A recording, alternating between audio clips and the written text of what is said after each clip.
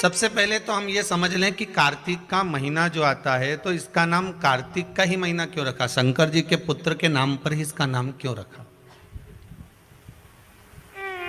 भाई पुरुषोत्तम मास आता है, अधिक मास आता है, तो हम कह देते हैं कि भगवान नारायण ने अपना नाम, भगवान कृष्ण ने अपना पुरुषोत्तम नाम उस मल मास को दिया था, इसलिए उसका नाम पुरुषोत्तम मास है, अधिक मास है।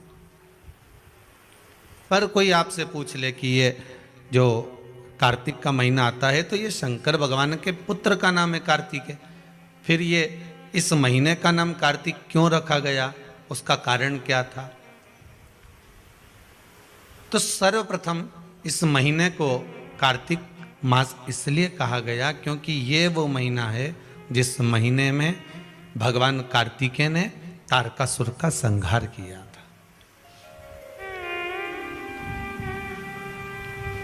और तारकासुर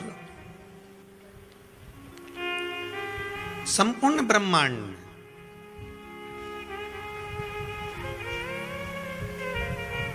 ऐसा कोई जगह, ऐसा कोई स्थान बचा ही नहीं था जहां पर तारकासुर ने अपना हक ना जमा लिया, अपना पांव जिस स्थान पर ना जमाया वैसा कोई स्थान ही नहीं बचा था। प्रत्येक जगह पर तारकासुर की एक अपनी एक छटा बिखेर कर रखी थी। एक बात आपको पहले भी कही कि था असुर, था राक्षस, पर मन में उसके शिव बसा हुआ था।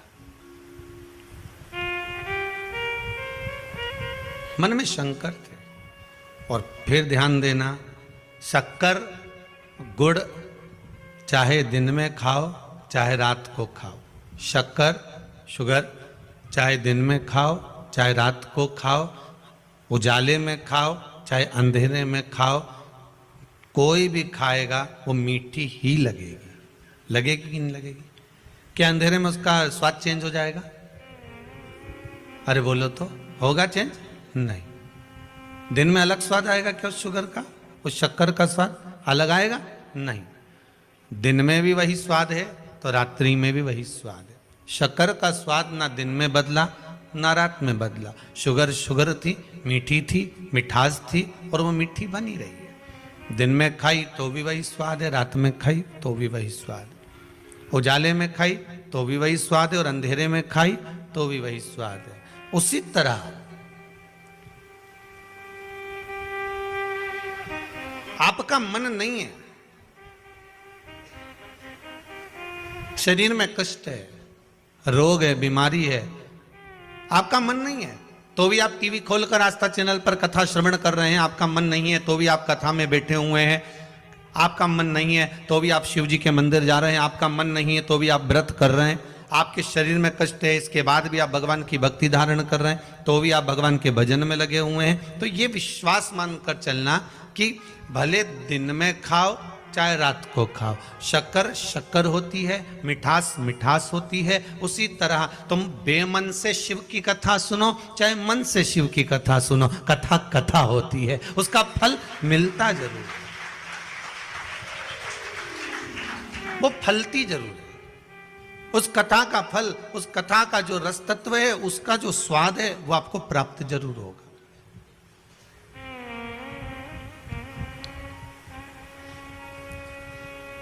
उसका रसास्वादन आपको मिलेगा।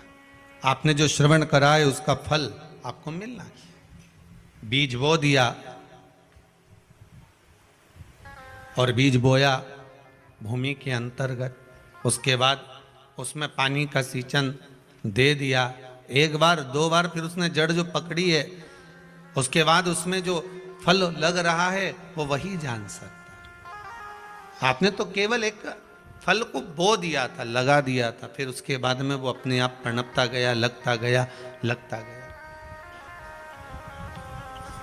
आप सब जानते होंगे, बड़े बड़े घने घने जंगल में आप जाते हैं, बड़े बड़े जंगलों में जब जाते हैं तो वहाँ कौन पानी देने आता है?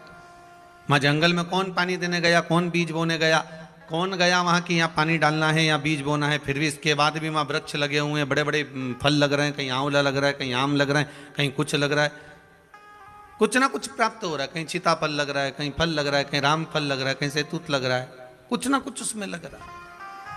ना किसी ने पानी डाला, ना किसी ने बीज डाला, उसके बाद भी कहीं से कोई आया था, खाकर पटक गया और वो लग गया। उसी तरह मन नहीं है तो भी अगर भगवान की कथा का रसास्वादन कर रहे हो, चित्त नहीं है इसके बाद भी अगर भगवान की कथा को श्रवण कर रहे हो। आज किसी ने एक प्रश्न भेजा है व्हाट्सएप पर, गुरुदेव एक बात बताइए कि जैसे दिवाली आ गई है, हम दीपावली का काम करेंगे और दीपावली के समय पर हम दुकान पर बैठेंगे और कथा भी थोड़ी थोड़ी सुनना है। मान लो हमारा मन कथा में, अब टीवी हमने लगा ली दुकान के अंदर, दुकान में टीवी चल रही है और हम काम में लगे हुए और कथा नहीं सुन पाए, उसका कोई फल मिलेगा कि नहीं मिलेगा? तो वो भी यहाँ शिव महापुराण में वर्णन कर रही है। वो भी कह रही है कि शक्कर रात को खाई चाहे दिन में खाई, पर मीठी की मीठी है। अंधेरे में खाई चाहे उजाले में खाई, वो मीठी की मीठी है। उसी तरह आपके यहाँ टीवी चल रही है, आस्था चैनल पर शिव महापुराण की कथा चल रही है, वो कथा अपना काम करेगी, तुम अपने कर्म में लीन रहिए, कर्म करते रहिए। वो अपना काम कब कर जाएगी ये आपको मालूम ही नहीं पड़ेगा। वो कथा कब कर्म करके चली जाती है उसका मालूम नहीं पड़ता। बस पहले भी कहा, काम करते रहो, नाम जपते रहो, पार कर देगा भोले कभी ना कभी, वो करेगा।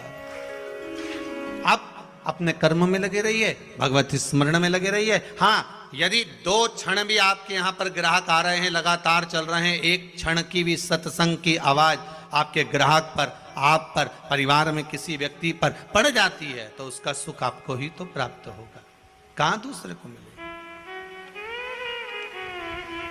उसका एक आनंद अपने को ही प्राप्त होगा, दूसरे को नहीं।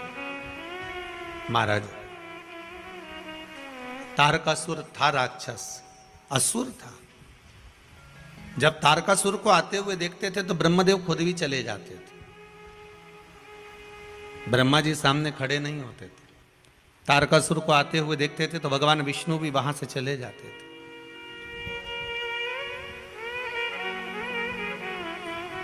न ब्रह्मा उसके सम्मुख में आ रहे हैं, न भगवान विष्णु उसके सम्मुख में आ रहे हैं।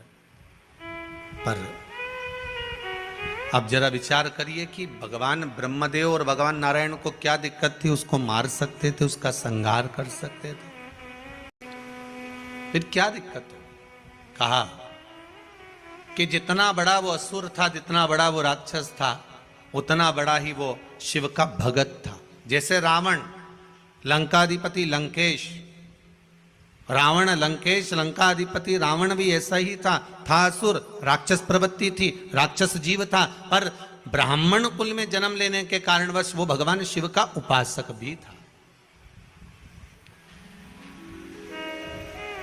वो भगवान शंकर का उपासक भी, और शिव भक्ति में डूबा हुआ है। शंकर का गुणगान वो कर रहा है, दिन रात प्रतिदिन भगवत शिव की स्मरण में डूबा रहता था। दो दिन में खाई तो भी शक्कर मीठी लगी है, रात्रि को खाई तो भी शक्कर मीठी लगी है, अंधेरे में खाई तो भी मीठी लगी है, उजाले में खाई तो भी मीठी लगी। आप जिस भाव से श्रवण कर रहे हो वो कैसा भी आपका भाव हो, तारकासुर का स्वरूप है राक्षस, पर भीतर मन में शिव तत्व समाया, भीतर शिव तत्व है। अच्छा, मनुष्य के भीतर शंकर है, इसको पहचानोगे कैसे? चलो आज बहुत विचित्र कथा निकली है तो वो भी अपन सुनी लें। कार्तिक मातम में अगर मालूम पड़े आपको, ऐसा ज्ञात हो कि मनुष्य के भीतर शिव है, इसको कैसे पहचानोगे? बोलो जरा जल्दी जल्दी। अब कोई मांग में सिंदूर भर ले तो पहचान आ जाए कि ये शादीशुदा है। पाँव में बिछुड़ी पहन ले तो मालूम पड़ जाए कि शादीशुदा है। हम ना मंगलसूत्र पहनी हो, ना बिछुड़ी पहनी हो, ना मांग भरी हो, तो और वो निकल कर जाए तो उसको कौन पहचानेगा कि ये शादीशुदा है? तो हो सकता है कोई आपसे कह दे कि हम कैसे मान लें कि आपके अंदर शंकर है? पहले प्रकट करके दिखाओ। भाई पत्थर में अग्नि है तो घर्षण करा, अग्नि प्रकट हो गई। लकड़ी में अग्नि है, लकड़ी को घर्षण करा, अग्नि प्रकट हो गई।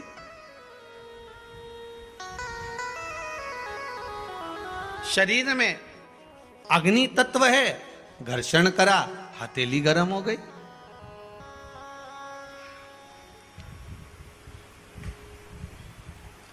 प्रस्तुत कैसे करोगे कि आप में, हम में, सब में शिव है?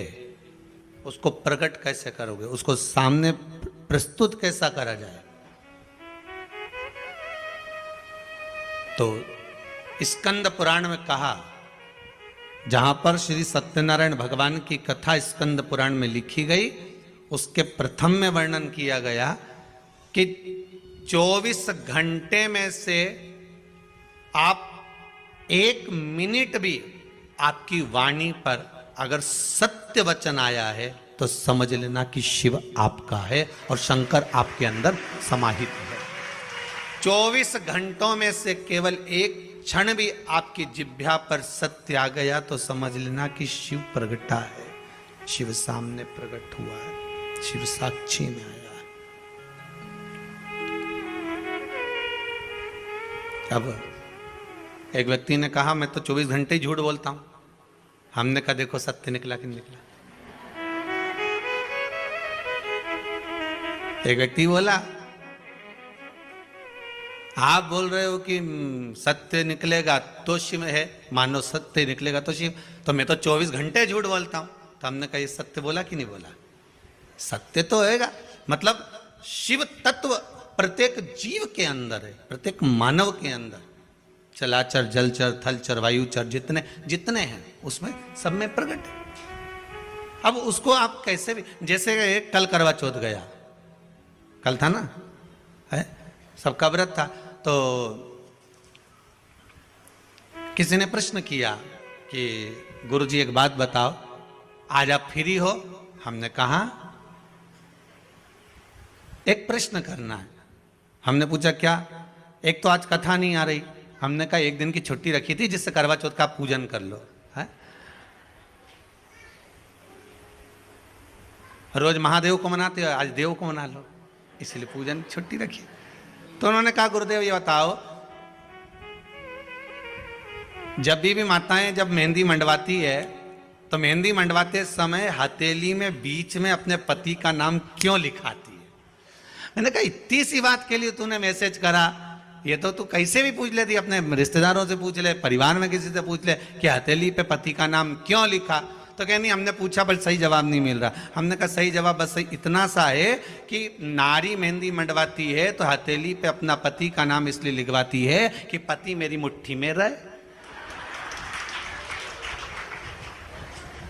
अब उसमें इतना टेंशन लेने की क्या जरूरत?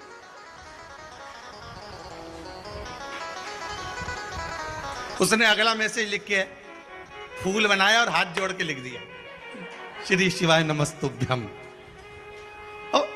इतना भारी तो कोई प्रश्न ही नहीं था।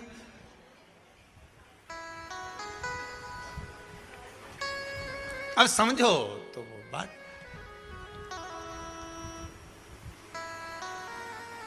क्या होए यशोदा मारे से, तूने लालो बिगाड़ दो वारे से। अब कहे नाम लिखने से होगा कि हम तो यही लिखेंगे कि भाई लिखा होगा तो मुट्ठी में पति रहना चाहिए, इसलिए हाथ पे नाम लिखा।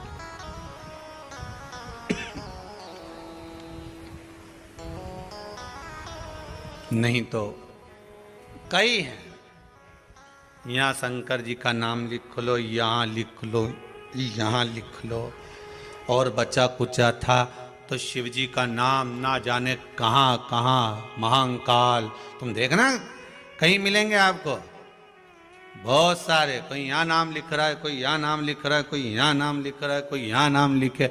पर निवेदन है, शब्द लिखने से अच्छा है दिल पर नाम उस महादेव का लिख दीजिए, लिखने की जरूरत ही नहीं, कहीं लिखने की जरूरत ही नहीं है। एक बार हृदय पर तो लिख कर देखो। मुख में हो राम नाम, राम सेवा हाथ में, तू अकेला नहीं प्यारे राम तेरे साथ। हृदय पर भगवान शिव का नाम,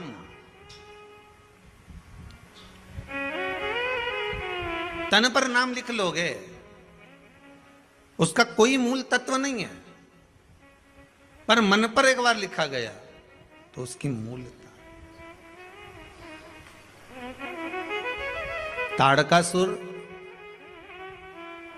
और रावण, कंस, ये जितने भी हुए, इन सब को देख लीजिए, किसी के शरीर पर भले राम नहीं लिखा था, रावण के शरीर पर कहीं विष्णु भगवान का नाम नहीं था, देवाधिदेव महादेव का नाम नहीं था, तारकासुर के शरीर पर कहीं भगवान शिव का नाम नहीं था, पर भले ये ऊपर से राक्षस थे, नाम भले ना लिखा था, पर भीतर आत्मा में तो शिव था, भीतर तो शंकर था।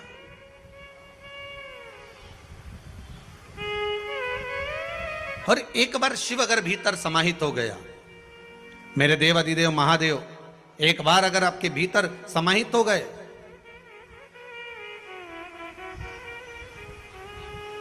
एक बार आपके हृदय में अगर आकर बैठ गए, तो फिर वो चित्तवृत्ति कहीं जा ही नहीं सकती कि खानो नहीं भावे मन, पीनो नहीं भावे रे, दौड़ दौड़ मन सत्संग जावे रे, कि मैं तो हरि की दीवानी ऐसी हो गई रे, सपनों में आवे मारा सांवरिया। जब चित्त वृत्ति में परमात्मा समाहित हो जाता है, भगवान इस हृदय बिंदु में जाकर बैठ जाता है, फिर कुछ सुहाता ही नहीं है। हमने एक बात पहले भी कही, आज फिर कहते हैं। कई लोग कहते हैं अगरबत्ती लगाकर जाने से क्या होता है, घर में दिया लगाकर जाने से क्या होता है, भगवान के सामने धूप लगाकर जाने में क्या होता है, भगवान के सामने प्रणाम करके जाने से क्या होता है, भगवान को नमन करके जाने में क्या होता है, भगवान को स्नान कराकर पूजन कराकर अर्चना कर जाने में, घर पर से जब निकलें तो हम बार बार कहते हैं कि भगवान को 2 अगरबत्ती लगाकर जाओ, धूप बत्ती लगाकर जाओ, चाहे दिया लगाकर जाओ, नहीं लगा के जाओ तो सिर तो झुकाकर जाओ। भगवान के सामने एक बार उसके सम्मुख में पहुंचकर, तुम्हारे घर में जो छोटा सा मंदिर हो, तुम्हारे घर में जो छोटा सा शिवलिंग हो, तुम्हारे घर में जो ठाकुर जी हो, लड्डू गोपाल हो, कृष्ण हो, राधा हो, जो भी तुम्हारे घर में विराजमान है, कम से कम उसके सामने एक बार पहुंचकर इसके बाद जाओ।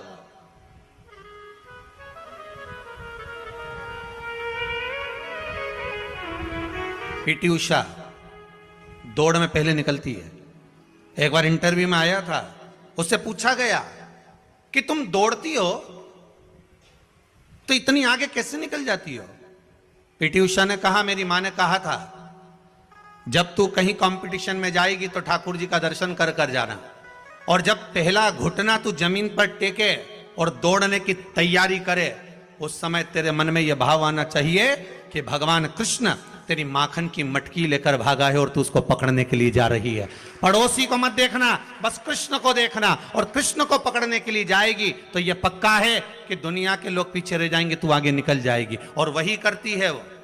सामने उसको लगता है कि मेरा कृष्ण दौड़ कर जा रहा है, उसको पकड़ने का प्रयास करती है, काना काना रुक, और दौड़ती है और कृष्ण को पकड़ने के लिए दौड़ती है।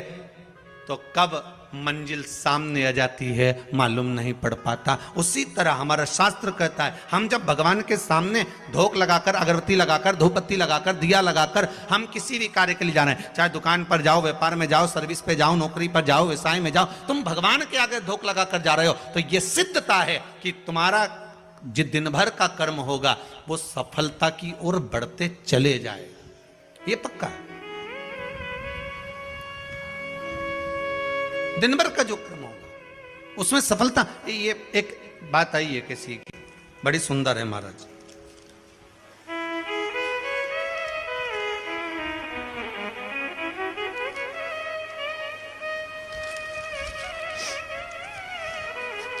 लिफाफे का कागज है हो,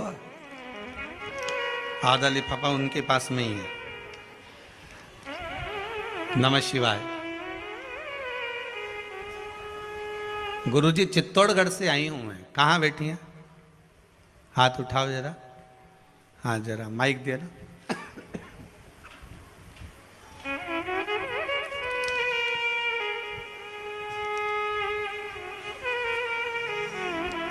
चित्तौड़गढ़ से आई हैं आप, पुष्पा जी मुंदड़ा। नमः शिवाय। श्री शिवाय नमस्तुभ्यम।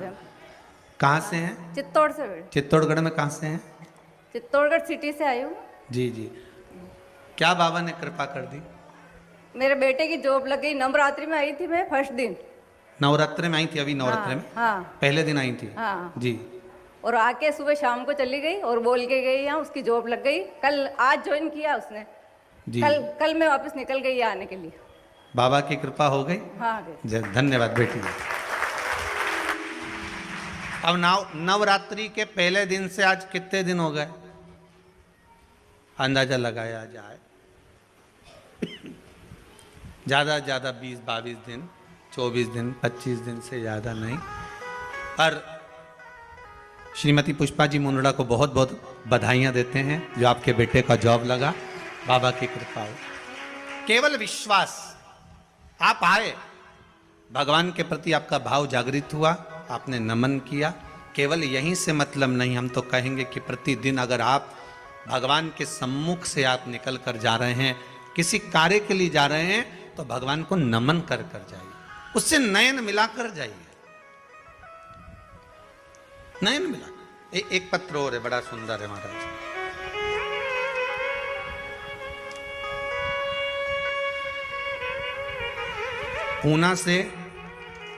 पूना से आरती जी ओझा। कहाँ है? खड़े हुए। माइक दीजिए जरा इनको।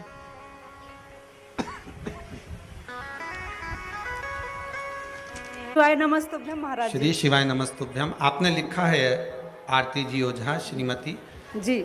पूना से। कहाँ से हैं आप? जी पिंपरी से। पिंपरी से हैं। बाबा ने क्या कृपा करी? अभी मेरी भतीजी की जॉब लगी है इलाहाबाद यूनिवर्सिटी में, प्रोफेसर जी। और मेरी भाभी का चचेरा छोटा बच्चा पैदा हुआ था, उसको बाबा ने बहुत कृपा करी, वो मर के बचा है।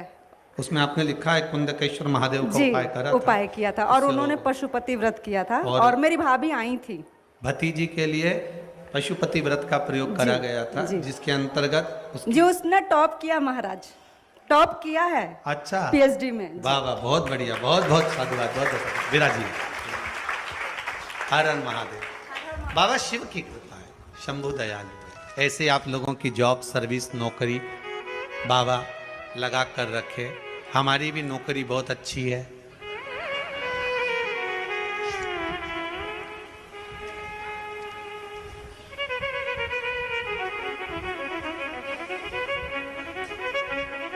मेरी तनख्वाह भी कुछ कम नहीं है। बड़ी कृपा है बाबा की कृपा सब जीवों पर बनी रहे। मेरा विश्वनाथ शंभो सबकी मनोकामना।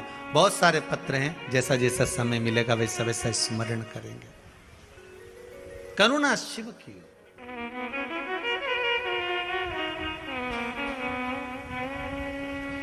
कैसे भी जपो।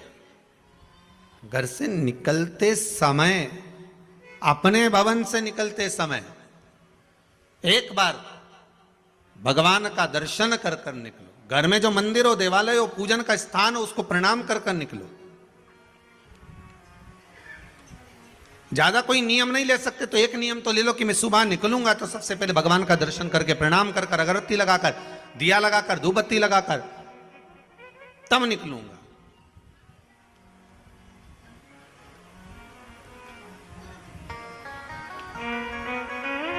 अब आज के जमाने में बड़ा भ्रम पैदा कर दिया लोगों ने, बड़ा भ्रम। अब एक भ्रम ये भी पैदा कर दिया कि महाराज अगरबत्ती नहीं लगाना चाहिए, तो उसमें कई बांस होता है, तो कई लोगों ने व्हाट्सएप पे डाल दिया। तो सब देखिए, अगरबत्ती लगाओगे, ये कई दुनिया के जितने विरोधी लोग हैं ना, ढेर सारे, वो तो ये भी चाहते हैं कि तुम अगरबत्ती क्या, तुम तो सिर भी मत झुका भगवान के आगे। ये दुनिया के जितने अधर्मी लोग हैं ना, विरोधी लोग, ये तो इस पक्ष में बैठे हैं कि कैसे भी व्हाट्सएप पर ऐसी चीज डाल दी जाए कि ये भगवान के सामने भी सिर ना झुकाए। ये जितने विरोधी हैं, ये सब कभी लिख देते हैं कि अगरबत्ती मत लगाओ, उसमें बांस फंसा हुआ है, ये मत लगाओ, धूपबत्ती मत लगाओ तो भगवान को खांसी हो जाएगी, तो दिया मत लगाओ तो घर की छत काली पड़ जाएगी। तो ये जितने विरोधी हैं ना, ये सब इस तुक में बैठे हैं कि हिंदू धर्म को कैसे भी तोड़ दिया जाए। पर मेरा निवेदन हाथ जोड़कर है, 2 अगरबत्ती, धूप बत्ती, ये हमारे पुराने समय से चलकर आ रही है। पहले तो कंडा जलाकर धूप भी छोड़ते थे, वो नहीं छोड़ रहे तो कम से कम धूप बत्ती अगरबत्ती भगवान को कम से कम भाव से केवल उसको रिझाने के लिए तो लगाओ, दिया लगा दो, ज्यादा नहीं होता। पर कई अधर्मी लगे हैं, कई अधर्मी ये तो चाहते हैं कि आप कैसे भी बस घर में प्रणाम भी ना करें, ये तो चाहते हैं कि कैसे भी भगवान को नमन तक ना करें। पर हमें हमारे धर्म को आगे बढ़ाते हुए, हमें प्रणाम करते हुए, नमनता करते हुए, हमें भगवान का भजन करते हुए अग्रण्य होना। ये चाहेंगे कि ना करें, परंतु हमें करना।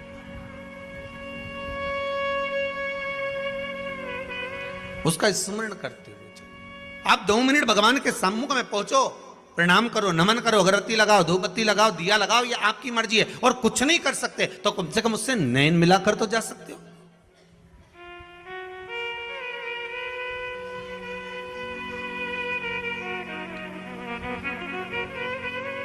नैन लड़े त्रिपुरारी से मैं उनकी हो गई, मेरे मन में नहीं है धीर, सखीरी काशी जाऊंगी। मुझे उठे विरह की पीड़, सखीरी में काशी जाऊंगी, काशी जाऊंगी, जाके गंगा नहाऊंगी। मैं काशी जाऊंगी, जाके गंगा नहाऊंगी। मेरे मन में नहीं है धीर, सखीरी में काशी जाऊंगी। छोड़ दिया मैंने खाना पीना तेरी याद में। कई ऐसी हैं, कई भाई बहन ऐसे हैं कि कुबेरेश्वर धाम आने से पहले खाना पीना छोड़ दे। अभी एक आपको बताएं, महाराज विसावणिया जी, सारस्वत जी और सारे सबको बता दें, उज्जैन के एक शर्मा परिवार जिनकी कथा शायद जनवरी में है, इनकी कथा पहले थी जून में, पहले भी सूचना दी थी। उनकी धर्म पत्नी ने 1 साल से भोजन छोड़ के रखा है केवल शिव महापुराण की कथा करवाने के। अच्छा, कथा देवी दी थी, पर भगवान भोलेनाथ जी जाने क्या परीक्षा लेना। कथा दे दी, बीच में आ गया कोरोना, अब तो भी वो व्रत कर रही थी। और इस वर्ष कथा की तारीख दी है, तो अब उनकी पत्नी अन्न छोड़ी थी, अब की बार उनके पति ने भी अन्न छोड़ दिया कि जनवरी तक जब तक कथा नहीं हो जाए मैं अन्न नहीं खाऊंगा। हो सकता फिर आगे बढ़ गई तो जरा सोचिए, छोड़ दिया मैंने खाना पीना तेरी याद में। और दोनों पति पत्नी ने अन्न को छोड़ दिया, दोनों पति। वो कथा भी आस्था चैनल पर लाइव आएगी उज्जैन से, जनवरी के महीने में रहेगी। और उज्जैन के आसपास के जितने गांव हैं सब टूटी पड़ो, आ जाओ, दर्शन करो, आनंद लो, कथा सुनो, महाकाल दर्शन करो और शिव महापुराण की कथा सुन ले। जनवरी में है, तारीख हम बता देंगे कल देखकर। क्या 17 जनवरी है, 17 जनवरी से है वो कथा उज्जैन में। अब विचार करिए कि भाव कितना शुद्ध होगा। नहीं तो आज तक ऐसा कहीं सुनने को नहीं मिला कि साहब मैं जब तक एक कथा नहीं होगी तब तक मैं अन्न छोड़ दूं, पर दोनों पति पत्नी छोड़कर बैठे। छोड़ दिया मैंने खाना पीना तेरी याद में, अब मेरे नैनन बरसे नीर सखी में काशी जाऊं, मेरे मन में नहीं है धीर सखी में काशी जाऊंगी, काशी जाऊंगी सखी में गंगा नहाऊंगी। बस भाव शुद्ध हो, भगवान को मिलने में देरी नहीं लगती, आप उसको बुलाओगे। बस यही कथा कर रही है। एक क्षण, आधा क्षण, एक मिनट आप भगवान के सामने थोड़ा सा ठहर कर दर्शन कर कर फिर जाइए।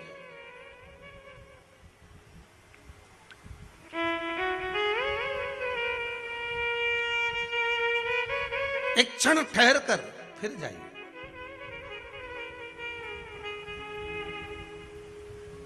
दो मिनट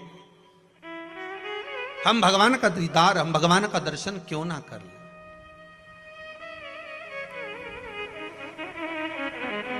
महाराज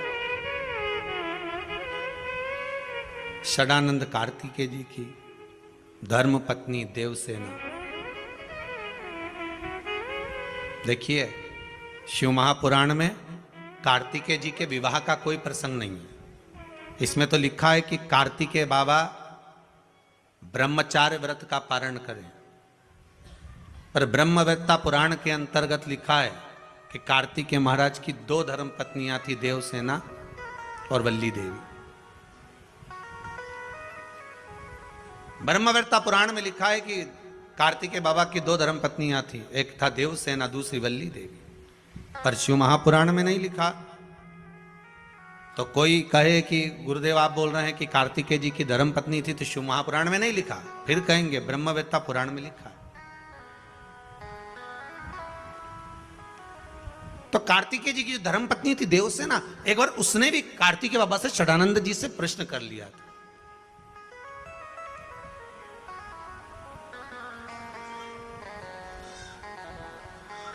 स्वामी,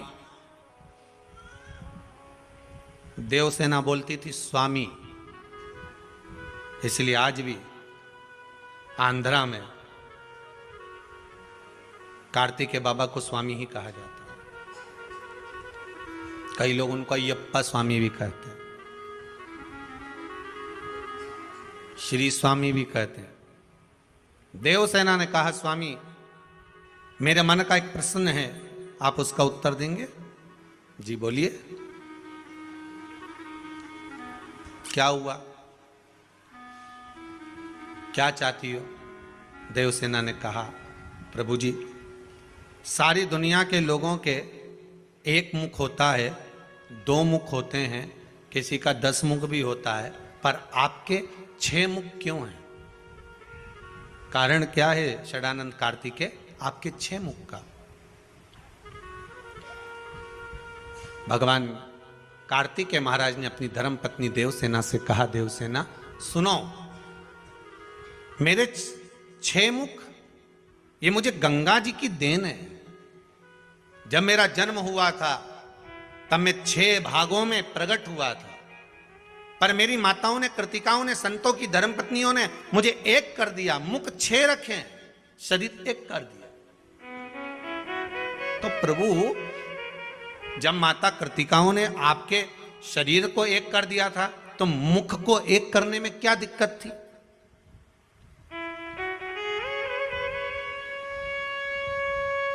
जब शरीर एक कर दिया है तो मुख को एक करने में क्या दिक्कत है?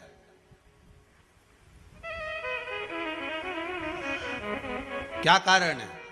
भगवान शंकर ने, भगवान कार्तिकेय जी कहते हैं, षडानंद कार्तिकेय कह रहे हैं देवसेना को, देवसेना बस बात इतनी सी है कि माता ने 6 मुख मेरे इसलिए रखे कि 5 मुख से मैं इन पंचम जो इंद्रियां हैं, इसको, जो इंद्रियां वशीभूत हो जाती हैं, काम, लोभ, आसक्ति, वासनाओं में जो डूब जाती हैं, इन पंचम इंद्रियों को साध कर शिव की उपासना में एक मुख से गुणगान करता।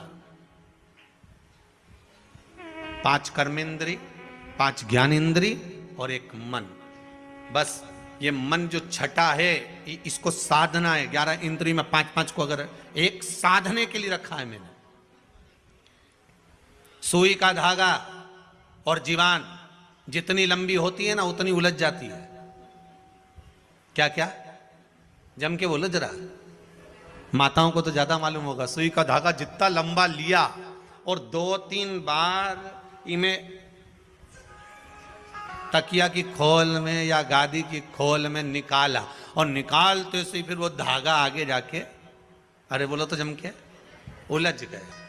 सुई का धागा और जीवान जितनी लंबी होती है ना ये उलझती जरूर है। तुम जितना ज्यादा बोलने की तुम्हारी आदत होगी, जरा जरा सी बात में बोलने की आदत होगी, 2 लोग बात कर रहे हैं तीसरी तुम घुस गए, बोलना चालू कर दिया। 2 ट्रेन में बैठ के जा रहे और उसमें तुम बैठकर बात करने लगे। तो ये जो तुम्हारी आदत है ना, तो समझ लेना कि ये सुई का धागा और जीवान जितनी लंबी होगी ना उतनी तकलीफ देगी। इसलिए संतों को देखना एकदम मौन रहते, चुप। उनको मालूम है दादा उलझ गए। तो ये आधे से ज्यादा जो नेताओं ने ना, ये तुम टीवी पे रोज देखना, रोज न्यूज वाले बताते रहते हैं कि उनने ये बयान दिया तो उनने वो बयान दिया। इनको बस यही कथा सुना दो एक बार कि सुई का धागा और जीवान ये ज्यादा लंबी नहीं होना चाहिए, ये लंबी हुई कि उलझी। तुम जितना ज्यादा बयान दोगे, ज्यादा बोलोगे, ज्यादा शब्दों का बाण कहते रहोगे तो ये उलझ जाएगा। इसलिए आप बोला ही मत ही ना, आप तो मौन रहो, जितना जितना मौन रह सकते उतना रोइए। पार्वती मैया कितना बोलती थी, भोलेनाथ जी कुछ बोलते थे? अरे बोलो तो सम, कुछ भी नहीं। और जब वो बोलते थे तब सारे डोलते थे। आता है ना एक माता जी एक बार वो फोटो लेके आई लड़की का, हम गुरुजी इतनी बढ़िया लड़की, इतनी बढ़िया, हम सब देख के आए हैं और सबको पसंद आ गई है। हम 12 लोग गए, 10 लोग गए, बिल्कुल गुरुजी एक आवाज नहीं निकली, उसका एक शब्द नहीं निकला, जितना पूछा उतनी बोली, इतनी सीधी सादी छोरी है। आप देख के बताओ कैसी रहेगी? हमने कहा अच्छी है, पर बिल्कुल नहीं बोलती गुरुजी। हमने कहा भी नहीं बोलेगी, जब वो बोलेगी ना तो तू भी डोलेगी। अभी काय बोलेगी? अब इसकी कोई आफत आई है बोलेगी वो?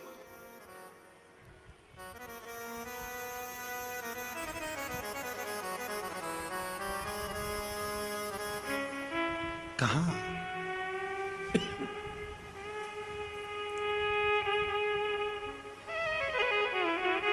जितनी बहुओं ने और जितने भेरुओं ने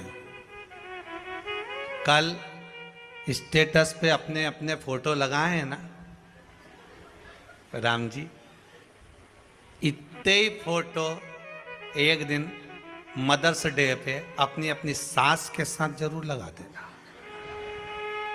इतने ही जितने कल लगे थे अपनी माता जी के साथ जरूर लगा।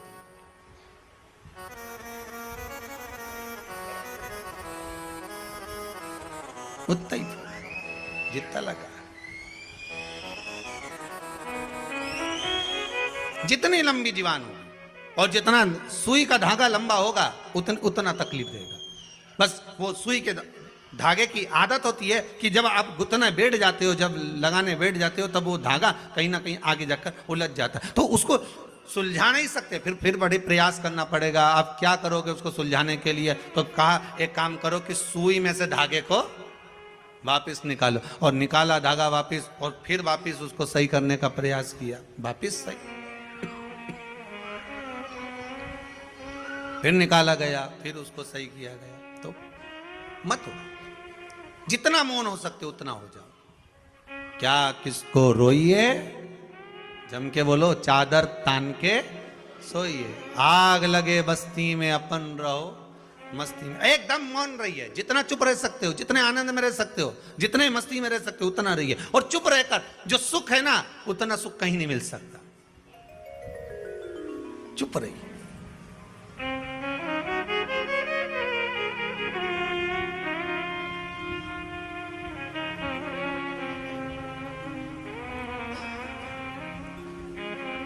अगर आपका किसी से विवाद हुआ है ना, एक शब्द मत बोलना, एक शब्द भी उसको बोलने देना। और तुम तो बस केवल दरवाजे पे चुपचाप बैठे रहना।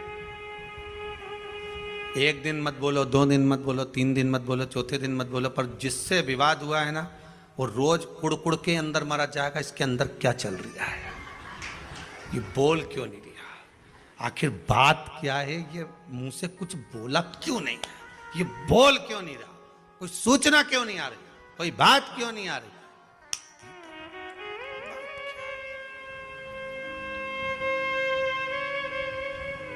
बोले ही मत।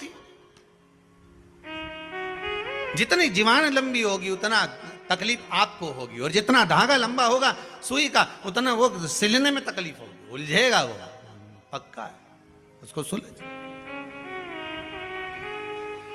हे देवसेना, मेरा एक जो मुख है, ये मैंने जो रखा है 6 मुख, ये केवल मेरी माताओं ने शरीर तो एक कर दिया पर मुख 6 अलग ही रहन दिए, एक नहीं करा। उसका कारण केवल इतना है कि मैं इन मुख से भगवान का गुणगान करता रहूं, भगवान की भक्ति का एक स्मरण भाव सम्मुख में प्रकट करता रहूं। किसी ने लंकाधिपति रावण से पूछ लिया था तुमने 10 सिर क्यों लिया, तो क्या मर्जी मेरी, तो कारण क्या था, और लंकाधिपति रावण ने कहा मेरे 10 सिर का केवल एक कारण है कि जब मैं शंकर का गुणगान करूं, जब मैं शिव का स्मरण करूं, तो मेरे 10 मुख से भगवान शंकर का गुणगान होना चाहिए, मेरे 10 मुख से भगवान शिव का स्मरण होना चाहिए। मैं भगवान की भक्ति में इस 10 मुख से डूबा रहूं।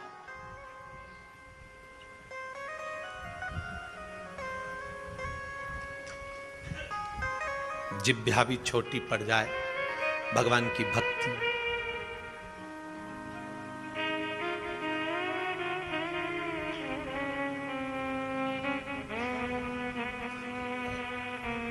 सारी पृथ्वी को कागज करूं और लेखनी पूरे वृक्षों की कर लूं तो भी परमात्मा का स्मरण करना कठिन है महाराज।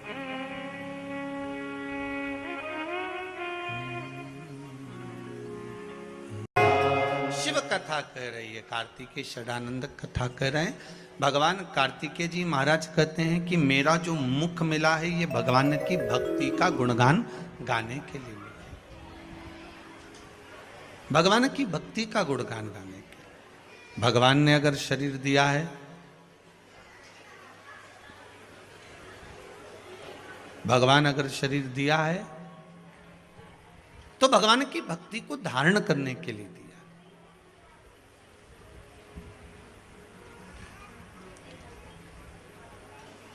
तारकासुर हृदय में शिव है, तारकासुर के हृदय में शंकर ओगरदानी तरकालदर्शी शिव समाया। इसलिए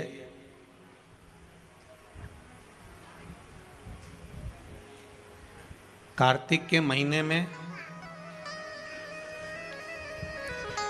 ये जो कार्तिक का महीना का नाम पड़ा है, ये तारकासुर का संहार किया था श्री कार्तिकेय महाराज ने।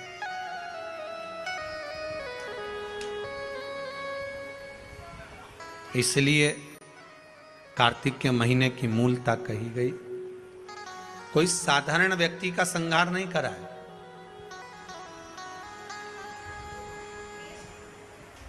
ये जो एक भजन करने वाला हो और एक पाप कर्म करने वाला हो, या तो पाप कर्म करने वाला हो कि पूरा ही पापी हो तो उसका संहार हो जाए, या बिल्कुल भजन करने वाला हो तो उसका उद्धार हो जाए। अब ये बीच में जो टंगा हुआ है ना कि हे असुर भी और भगवान की भक्ति भी कर रहा है, इसको संभालना, इसका संहार करना बड़ी कठिन बात है साहब।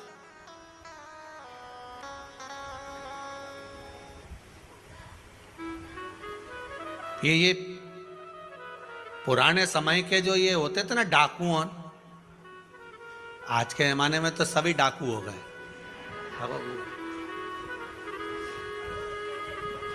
पर पुराने डाकू और आज के डाकू में अंतर है, बोलो सही है कि गलत है? पुराने समय के डाकू डाका डालते थे, पैसा ले जाते थे, धन छिड़ा कर ले जाते थे, पर किसी बहन बेटी पर कभी हाथ का स्पर्श भी नहीं करते थे। और आज के डाकू, अब तुम समझ जाओ, नी के उत्तम है।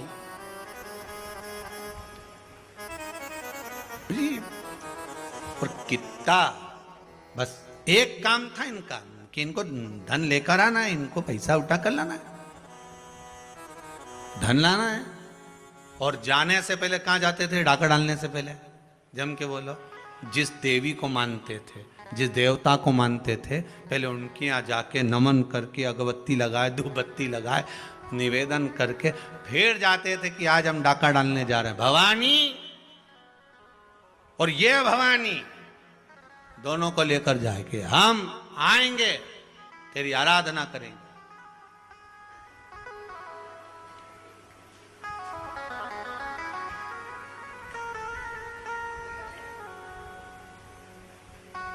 अब तो बहुत पुराने समय के जो डाकू होते थे, उनको मारना, उनको नष्ट करना बहुत कठिन था, क्योंकि उनके भीतर माता जी की भक्ति भी बहुत थी, सेवा भी बहुत थी। किसी के यहाँ शादी है और नहीं है, कोई व्यवस्था नहीं है तो भेज भी देते थे, किसी के यहाँ कोई दिक्कत है तो सामान भी भेज देते। पहले के डाकू में भाव भी होता था, थे डाकू, पर साथ में भगवान की भक्ति भी तो धारण करते थे।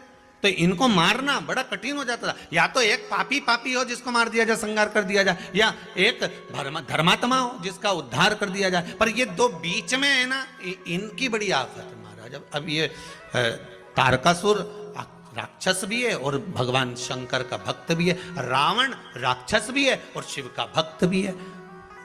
दिक्कत मानी पड़ी है कि ये भगवान के भगत वही है, भक्ति में भी। अब जो जानता है वही समझ पाएगा। जैसे एक पत्नी पड़ोसन के यहाँ गई और पड़ोसन के यहाँ जाके बोली, मैं मेरे पति से बड़ी परेशान हो गई हूं। उसने पूछा क्यों? मेरा पति इतना झूठ बोलता है कि मैं उससे परेशान हो गई हूं।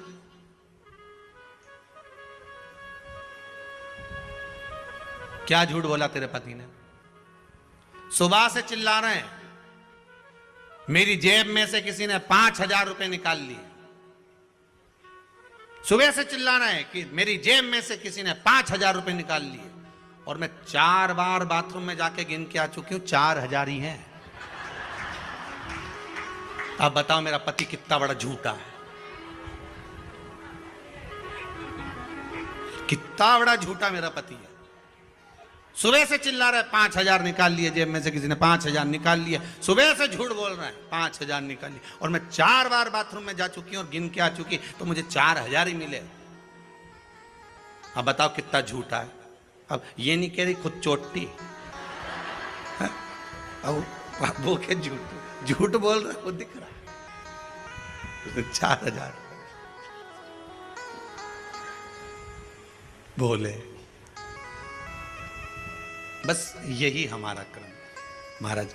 कोई असुर प्रवृत्ति का भी है। फिर वही वाली बात आ गई कि दिन में भी शक्कर खाओगे तो मीठी रहेगी, रात को भी खाओगे तो मीठी रहेगी, अंधेरे में भी खाओगे तो मीठी है, दिन में भी खाओगे तो मीठी है, उजाले में भी खाओगे तो मीठी है। उसी तरह राक्षस होकर भी भगवान का भक्त है तो भगवान उसको मिलेगा जरूर। रावण शंकर का उपासक थे, रावण राक्षस थे, पर भगवान की भक्ति उसके भीतर थी, इसलिए मारने राम जी को आना पड़ा। तारकासुर भी राक्षस था पर भगवान की शिव की भक्ति थी, इसलिए मारने शिव के पुत्र आए। कोई साधारण नहीं आ सकता। आराधना तुम्हारी चित्त वृत्ति में जो हो सजी।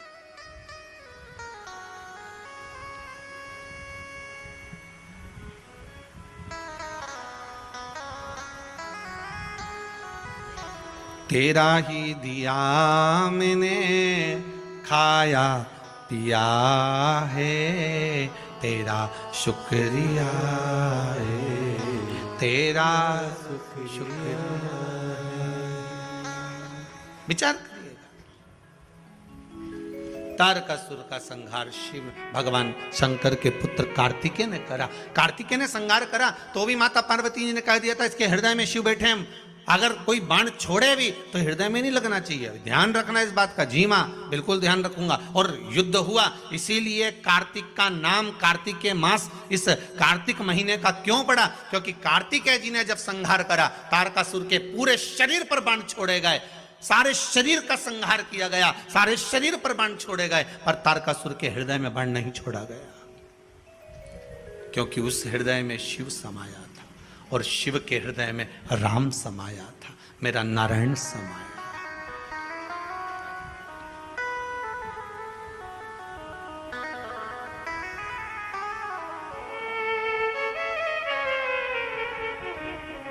भगवान नारायण, भगवान विष्णु इतने प्रसन्न हुए थे तारकासुर के संहार पर।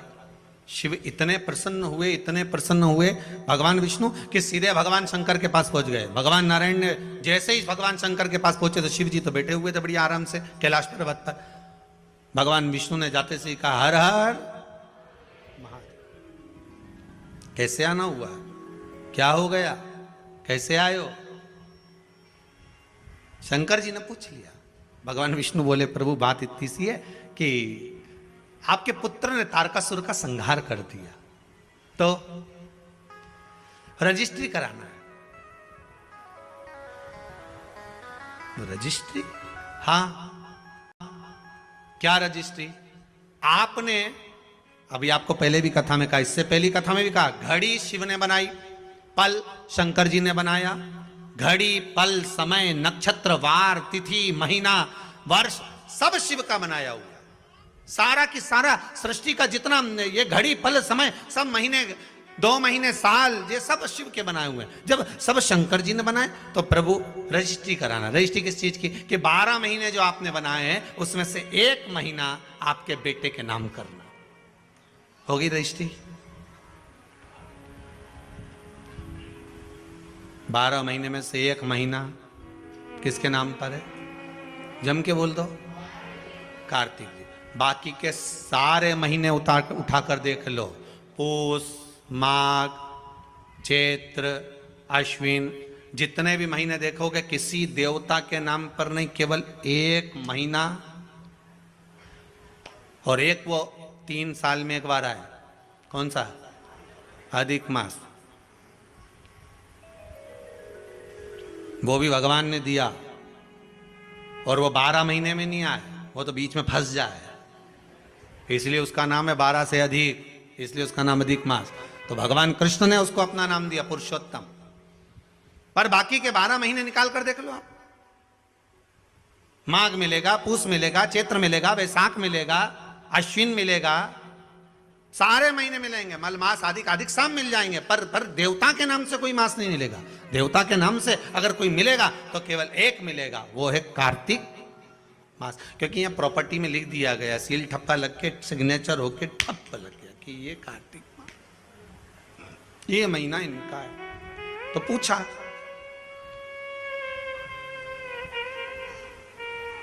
कि ये दुनिया के लोग कार्तिक के महीने में तारा स्नान क्यों करते हैं? कौन सा स्नान? तारा स्नान। तारा स्नान का मतलब मालूम है? जम के बोलो, है?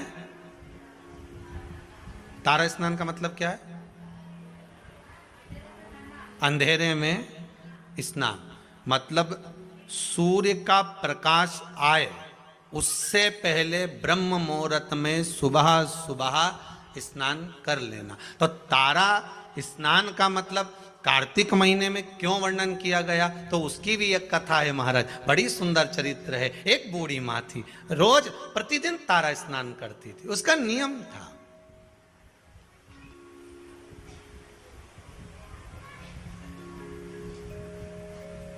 प्रतिदिन तारा स्नान करती थी।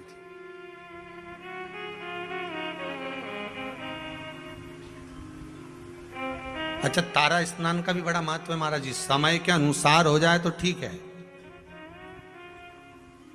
थोड़ा और रात्रि के पहुंच गई तो कथा है श्रीमद् भागवत में श्री नंदराय जी की।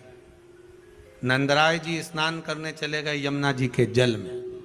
जाना था ब्रह्म मुहूर्त में, रात्रि के 4थे पहर में पहुंच गए। ध्यान नहीं रहा।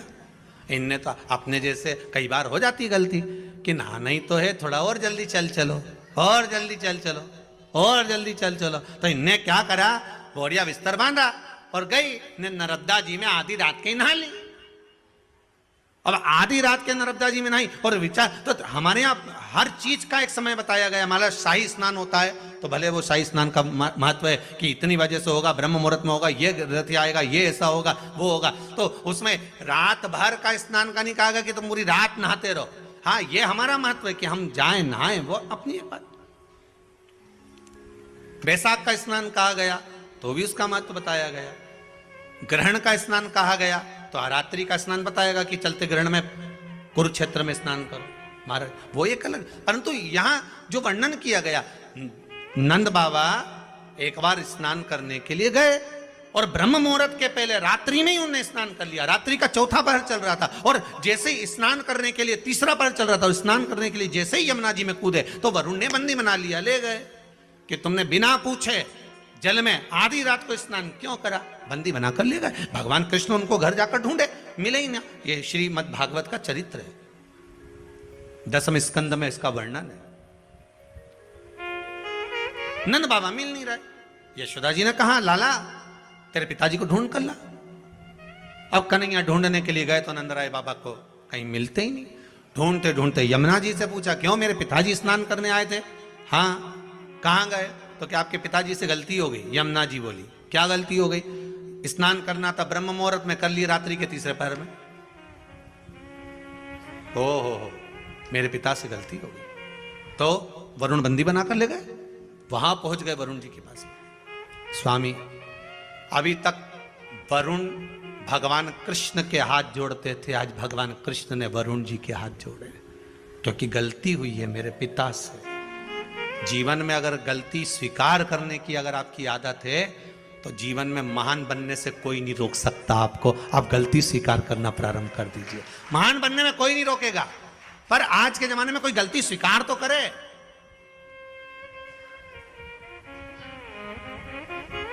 करवा चौथ की पूजन कर ली कल, बोलो सही है कि गलत है?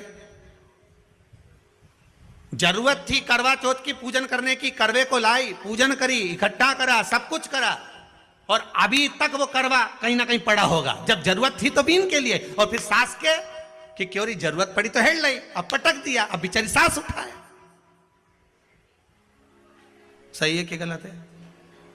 सब बना के रख दिया, ये सामान यहां पड़ा है, वो सामान वहां पड़ा है। अब तुम तो कहीं ने चलनी में मुंडा देखिए। अब गलत नहीं, करो पूजन करो, पाठ करो, अर्चना करो, पर जो तुमने सामान इकट्ठा करा था, करवा लाई थी, ये करा, दिया लगाया है, बाती लगाई, सारा सामान इकट्ठा करके रखा, तो सवेरे उठकर स्नान करके वो सारा सामान उठा के रख भी। फैला रहा तुमने, फैला दिया, उठाई डोकरी, और फिर डोकरी उठाए तो उसका हाथ के साथ साथ में मुंडा भी गढ़ा चले। अब बोलो सही है कि गलत बात है? अब जब हाथ चले, शरीर चले, पांव चले, तो मुंह भी चले, फिर वो चले तो फिर बुरा लगना ही नहीं चाहिए। हाँ साहब गलती हो गई, मेरे को ये करवे उठाकर रखना थे, जगह पे रख के आना था, मुझे ये काम करके रखना था, सही में पूजा की थाली ऐसी कैसी रखी हुई है, मुझे सुबह से उठकर इसको संभालना था, ये करना था। पर अपनी गलती कौन स्वीकार करे? अपनी गलती को कौन देखेगा?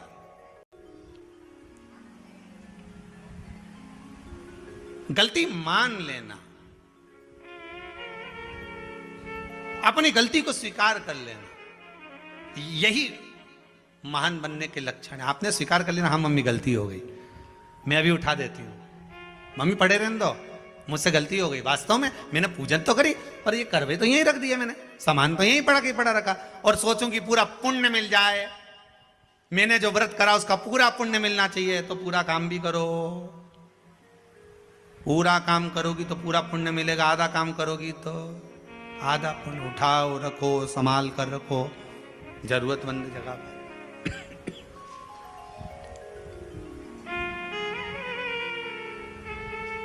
कमरा की झाड़ू लगा लो, उसके बाद झाड़ू को ऐसी जगह उठा के पटका, अब दूसरी बार कचरा इकट्ठा हो गया, अब ढूंढती फिर रही।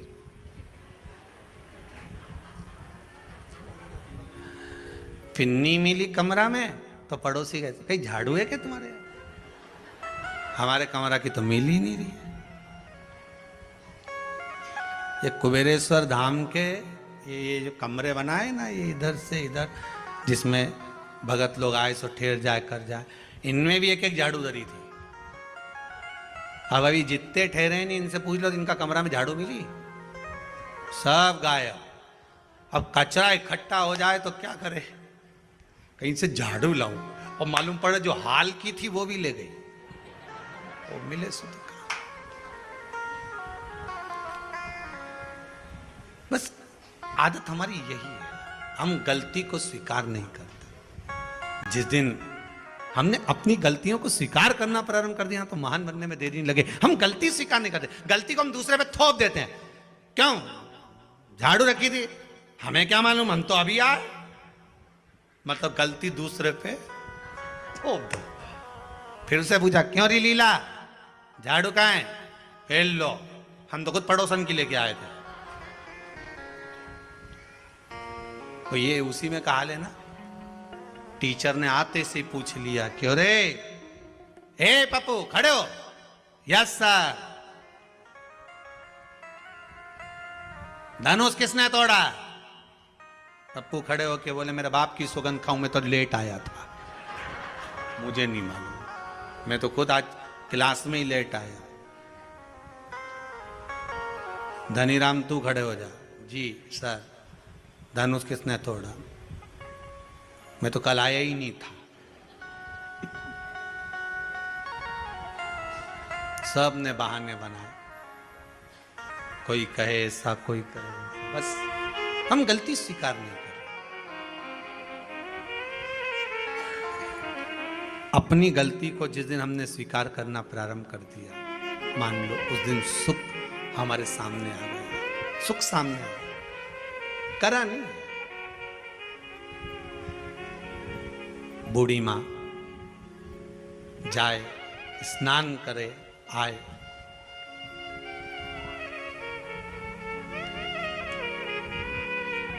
तारा स्नान। कौन सा स्नान? कार्तिक की, अगर आपके पास में कार्तिक महत्तम की किताब होगी उसमें भी लिखा होगा, स्कंद पुराण पढ़ोगे या विष्णु पुराण पढ़ोगे उसमें भी लिखा होगा तारा स्नान का महत्व। कौन से स्नान का? तारा स्नान का। तारा स्नान का महत्व में वर्णन लिखा है। ब्रह्म मुहूर्त में आप आधी रात को अगर जा रहे हो तो उसमें वरुण देवता के सामने भगवान कृष्ण हाथ जोड़कर खड़े, गलती को स्वीकार करा कि मेरे पिता से गलती हुई है, स्नान करना था ब्रह्म मुहूर्त में, कर लिया रात्रि के तीसरे पहर में, गलती हो गई। मान लो गलती कि हाँ ये साहब क्या करें साहब, गलती। अब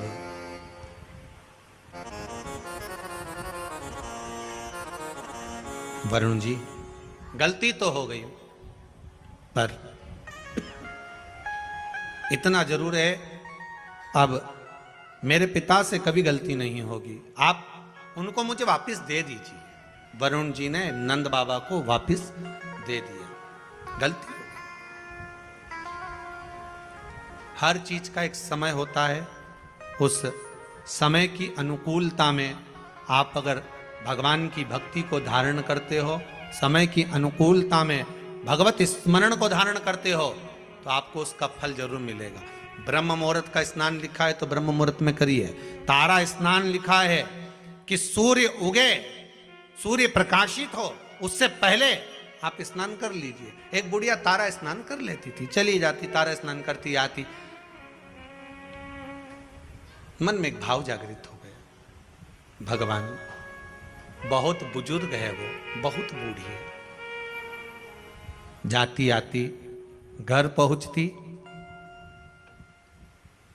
भगवान भी ऐसी कृपा करते कि ये बूढ़ी मां तारा स्नान कर कर आती और भगवान इसके लिए खिचड़ी का कटोरा भरकर रख देते। एक खिचड़ी का कटोरा भरा भगवान इसके दरवाजे पर रख देते। अब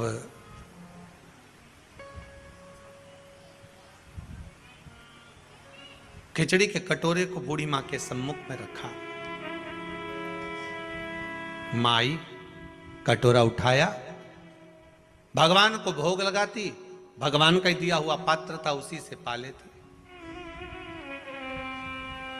एक दिन पड़ोसन ने विचार करा कि बड़ी विचित्र है ये बूढ़ी मां, ना जाने इसको कौन ब्रह्म मुहूर्त में खिचड़ी देकर चले जाता है और ये उसका पान कर लेती है, उसका सेवन कर लेती है।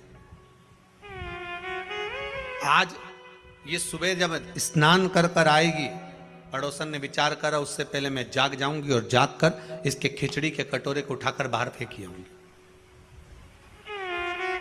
जब जब मनुष्य धर्म की ओर बढ़ता है, जब जब मनुष्य सत्कर्म की ओर बढ़ता है, जब जब मनुष्य भगवान की भक्ति की ओर बढ़ता है, भजन कीर्तन स्मरण की ओर बढ़ता है, शिव आराधना की ओर बढ़ता है, भगवत नाम की ओर बढ़ता है, तब तब दुनिया के लोग उस पर उंगली उठाना प्रारंभ कर देते हैं। मीराबाई को नहीं छोड़ा, रामकृष्ण परमहंस जी को नहीं छोड़ा, संत तुकाराम नामदेव आदि आदिक को नहीं छोड़ा, प्रहलाद ध्रुव जी को नहीं छोड़ा। पर भक्ति अगर दृढ़ी है, आपका विश्वास अगर दृढ़ी है, तो डूब नहीं सकते, ये पक्का है। ये एक बहुत अच्छा संवाद है, देखिए।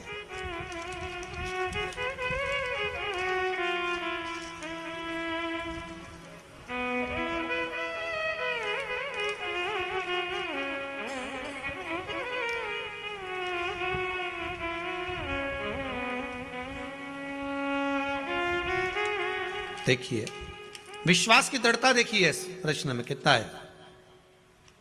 आशा जी, चापक लिखा है कि व्यापक लिखा है? हैं? थापक, थापक, धन्यवाद। खरगोन से आए हैं, खड़े होइए।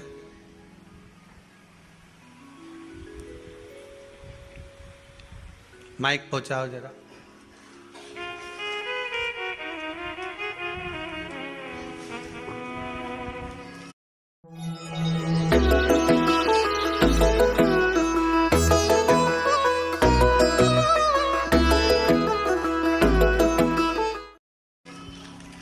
बड़ा सुंदर भाव आपने लिखा है।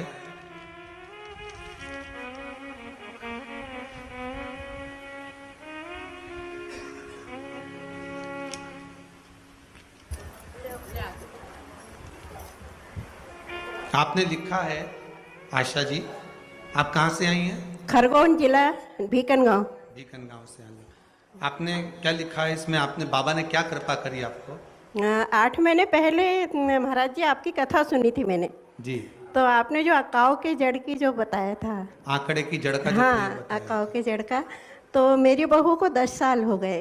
10 साल से बच्चे नहीं थे उसको? एक बच्ची है, इसके बाद हुआ नहीं हुए। डॉक्टरों ने जवाब दे दिया था कि अब नहीं होंगे जी।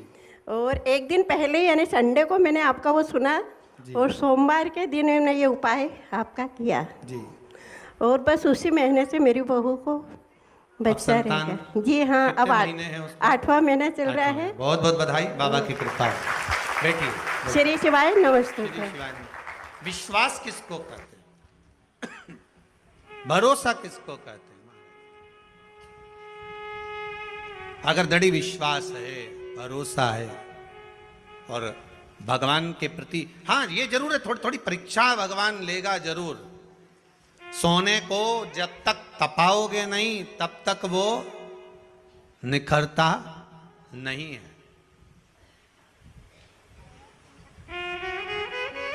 धोबी भी कपड़े को जब धोता है तो उसमें साबुन लगाकर उसको रगड़ता है, फिर उसको कूटता है, पीटता है, जिससे वो उज्जवल हो जाए।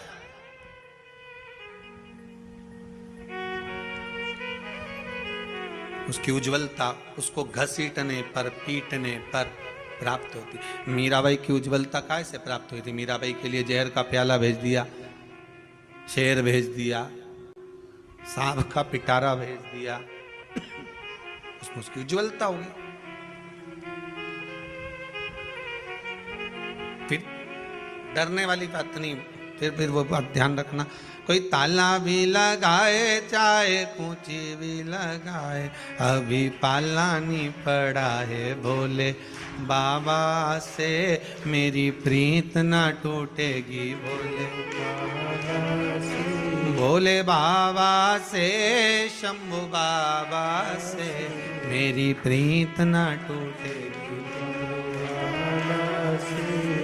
मेरी प्रीत ना टूटेगी, भोले भगवान से प्रीत कैसे छूट जाए। अगर हाँ थोड़ा कष्ट आएगा, जीवन में थोड़ी तकलीफ आएगी, थोड़ा दुख आएगा, शंकर की आराधना करोगे, शिव की भक्ति करोगे, जैसे बूढ़ी माँ तारा स्नान कर रही है, खिचड़ी का कटोरा आ भी गया तो पड़ोसन ने क्या करा, ब्रह्म मुहूर्त में आना था और वो आई, आकर देखा खिचड़ी का कटोरा बड़ा सुंदर है, इसने खिचड़ी को उठाकर घर के पीछे फेंक दिया, घर के पीछे फेंक दिया। बूढ़ी आई, बूढ़ी माता ने आकर देखा कि मैं रोज तारा स्नान कर कर आती थी, रोज मुझे खिचड़ी मिलती थी, आज नहीं मिल रही।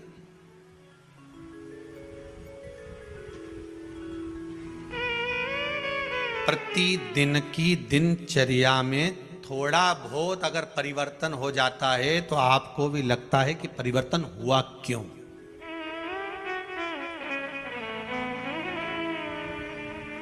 आखिर इतना परिवर्तन कैसे हो गया।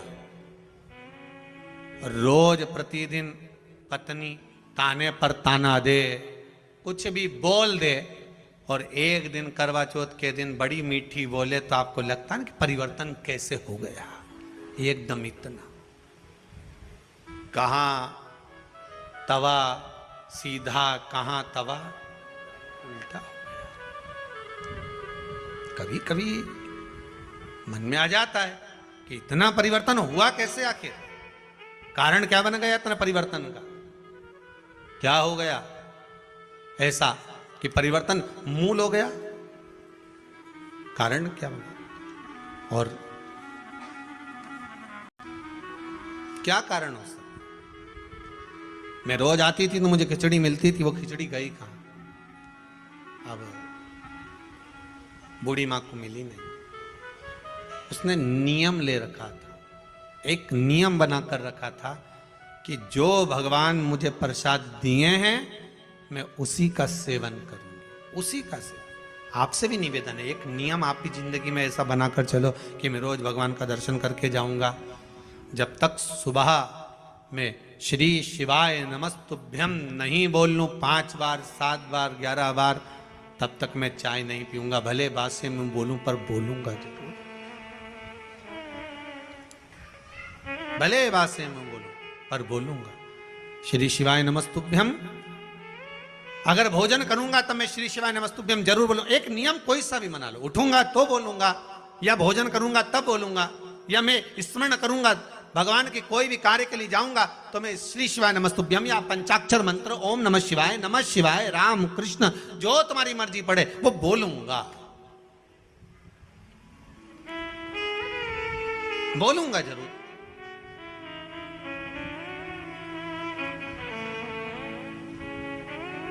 अच्छा, कई लोगों को ये भी रहता है कि हम ये मंत्र क्यों बोलें, हम ये मंत्र क्यों बोलें, हम इसको क्यों जपें।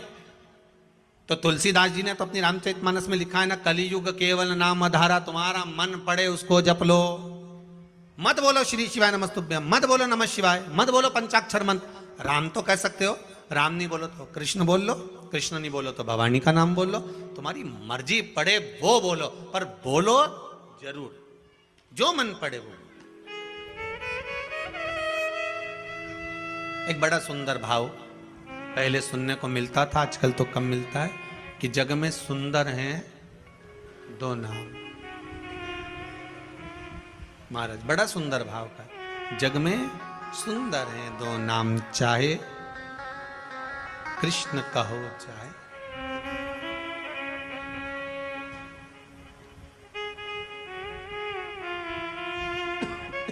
बड़ा भाव सुनो, बोलो राम राम राम बोलो राम।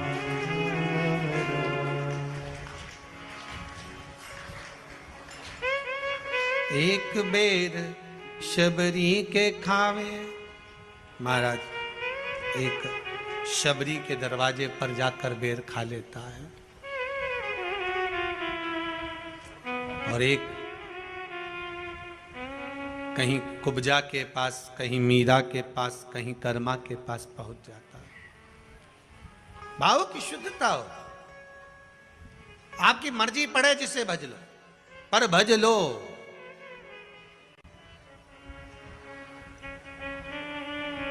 तुम्हारी मर्जी पड़े उसका स्मरण कर लो, पर करो।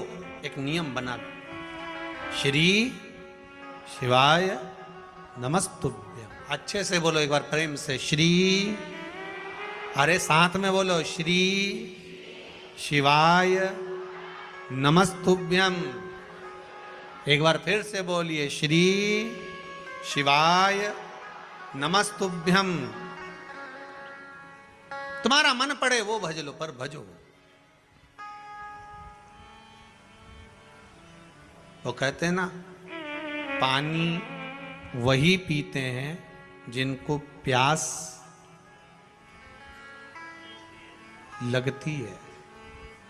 शिव का नाम वही लेते हैं जिनको विश्वास लगती है। विश्वास होगा तो शिव सम्मुख में प्रकट हो जाए सामने। कितने कितने पत्र आप लोग भेजो, सब विश्वास के ही पत्र हैं सारे। अगर पढ़ें सारे विश्वास के पत्र मिलेंगे। एक एक पत्र में आपका विश्वास जुड़ा हुआ है, एक एक पत्र में केवल विश्वास, केवल आपका भरोसा है, और उसके सिवाय कुछ।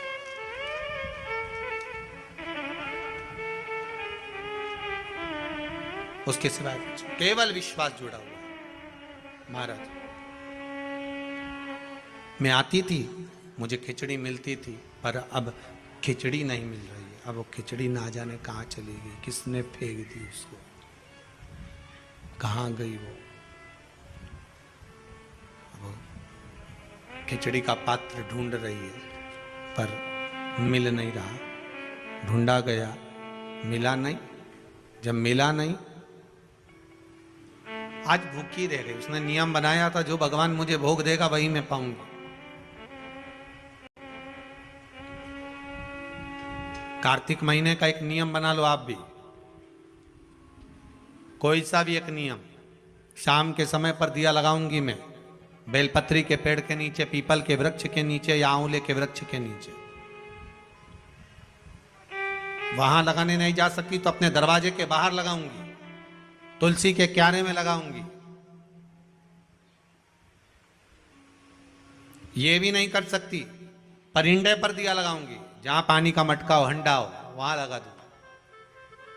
ये भी नहीं कर सकती तो पूरे कार्तिक के महीने में दरवाजे पर मैं पानी छीटूंगी। इतना तो बना सकते हो कि अपने घर के दरवाजे पर मैं पानी छीट दूंगी, द्वार पर जल का छींटा कर दूंगी।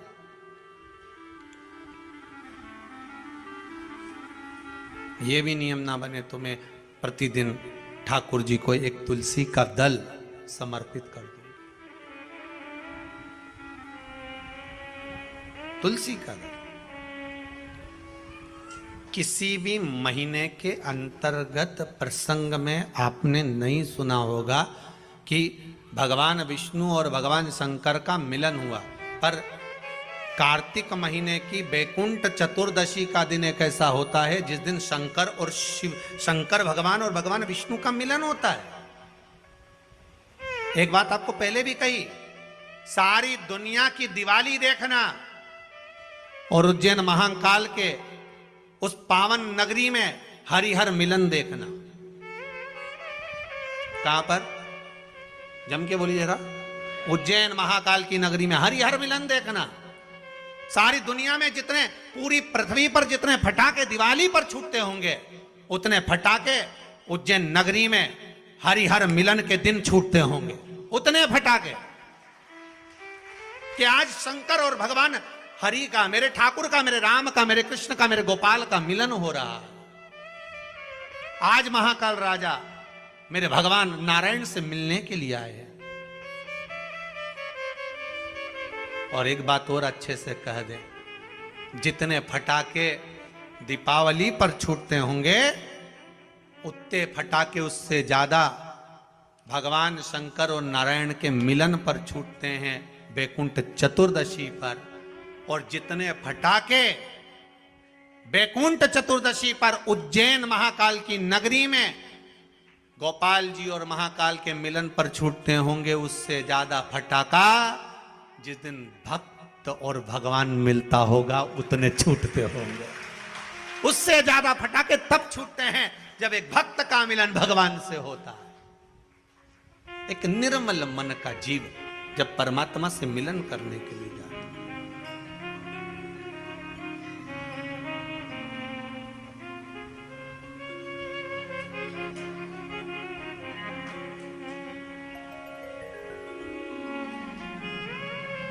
उतना मारत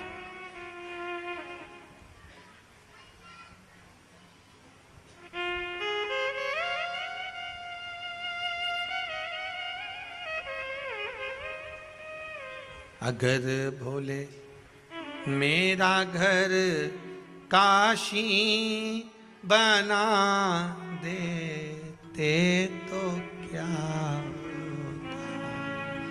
मुझे भी अपनी काशी में बसा लेते तो क्या।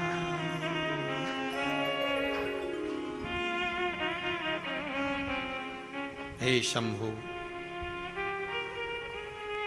हे भोलेनाथ, हे त्रिकालदर्शी, कैलाशी, केवल एक कार्तिक का महीना, एक महीना ऐसा है जिस महीने में भगवान भूत अधिपति भूतेश्वर भगवान शंकर और भगवान नारायण दोनों का मिलन हुआ है। कार्तिक के महीने में, कार्तिक के महीने में।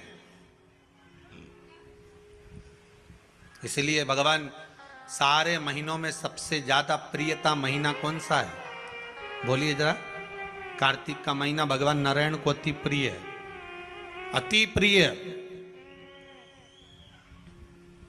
कोई एक नियम धारण, बूढ़ी माँ ने नियम बना लिया, मेरे खिचड़ी मिलेगी पाऊंगी, आज भूखी रह गई। जो खिचड़ी फेंकी थी पीछे भूखी, वो ढूंढ रही है कहां गई। प्रभु की कृपा देखिए कितनी विचित्र है। कार्तिक महीने में किया गया दान, कार्तिक महीने में किया गया पुण्य, कार्तिक महीने में किया गया सत्कर्म, कार्तिक महीने में, इसीलिए कार्तिक के महीने में गोपाष्टमी आती है, इसलिए कार्तिक के महीने में अन्नकूट महोत्सव होता है, इसलिए कार्तिक महीने में दीपदान का महत्व होता है। कार्तिक के महीने में दान पुण्य की मात्रा बढ़ जाती है, दान की मात्रा बढ़ जाती है, पुण्य की मात्रा बढ़ जाती है, सत्कर्म की मात्रा बढ़ जाती है, भजन की मात्रा बढ़ जाती है। और दोनों यजमानों को बहुत बहुत धन्यवाद कि आप कार्तिक के महीने में कार्तिक महत्तम शिव महापुराण की कथा जनमानस को श्रवण करा रहे हैं। पूरा विश्व सुन रहा है इस पावन कथा को 2 बजे से 5 बजे तक। फेसबुक यूट्यूब पर सारे भगत लोग श्रवण कर रहे हैं इस पावन कथा को। बहुत बहुत साधुवाद।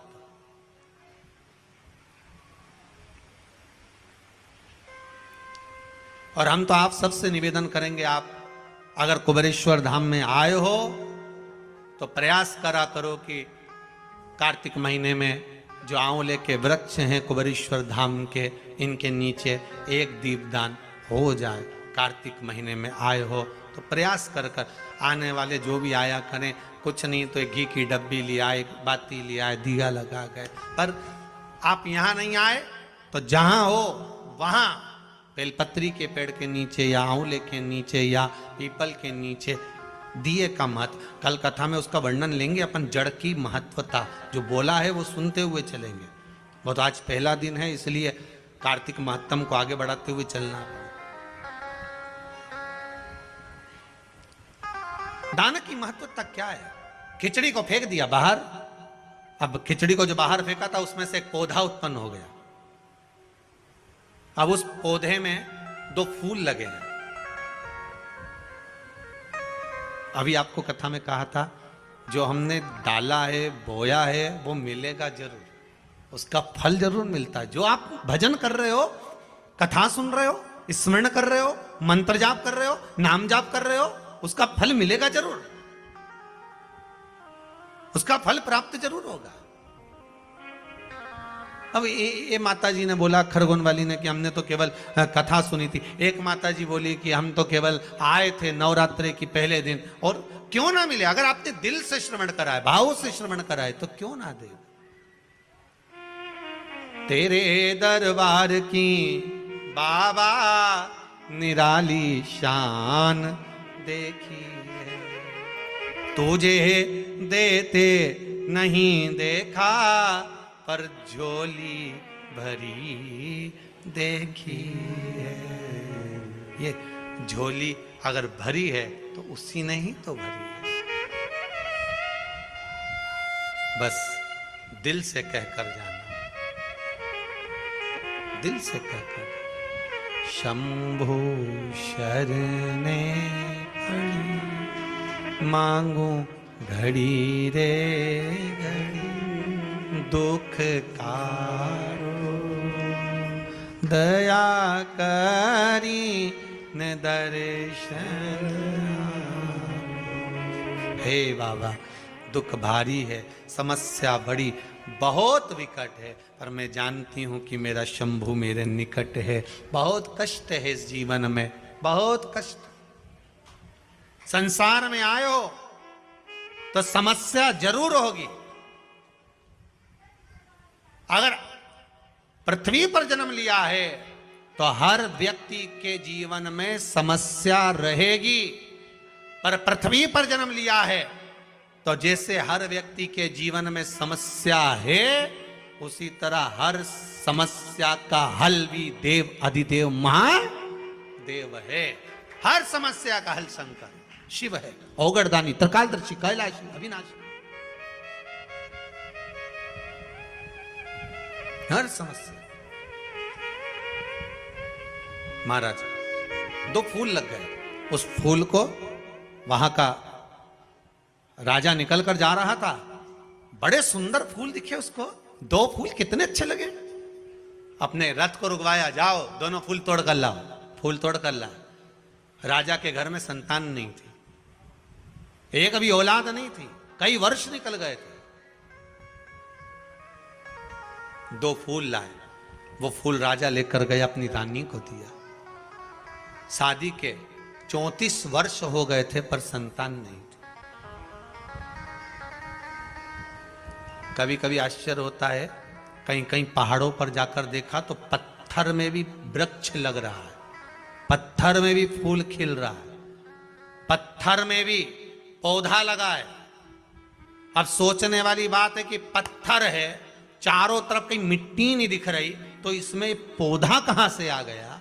आपने भी तो देखा होगा, पत्थर में पौधा है, मतलब यह पक्का है कि इस पत्थर के अंदर कहीं ना कहीं कोई भाग अंकुरित हुआ है। उसी तरह आपके जीवन में भी पत्थर ही पत्थर लिखे होंगे, तो भी शिव रूपी बीज अगर दिल में आ गया तो पौधा जरूर लगेगा, यह पक्का है, पौधा लगेगा।